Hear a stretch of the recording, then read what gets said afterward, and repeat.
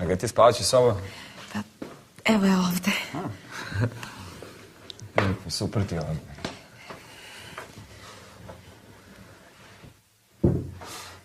Dođi. Budi pažljiv. Ne brini. Jao! Ježa. Šta? Pa seo si na ježu. Ovo je Nikola Niki, ovo je ježa. Drago mi je. Pa pruži mu ruku.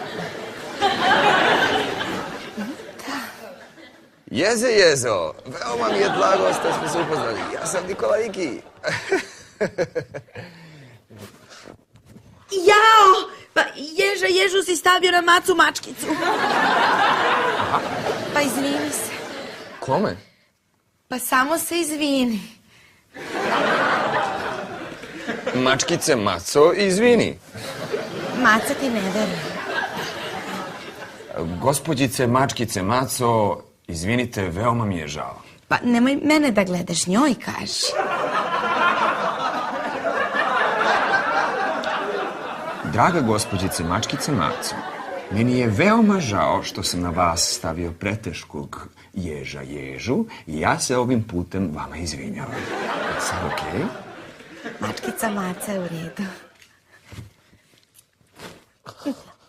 Ali Miša je sigurno ljubavan.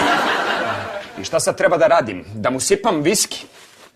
Znala sam da me ne shvataš ozbiljno. Ne, okej, samo kaži šta treba da radim.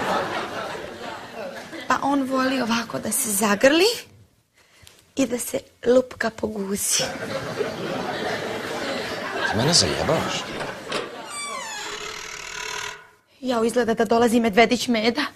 Jao, ako nas on vidi u krevetu, ne piše nam se dobro. Ma dosta. Dosta, neću više da te slušam, ti nisi normalna, ti treba da ideš na lečenje.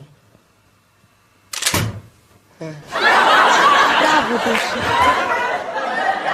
Druže Medo, uopšte nije to što misliš. Milena i ja smo drugari. Mi smo ovde sedeli, pričali. Ja imam i svedoke.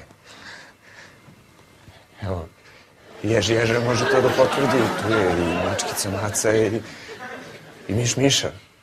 Majke mi. Kaži, tati Mišo da smo bili dobri. Kaži, tati.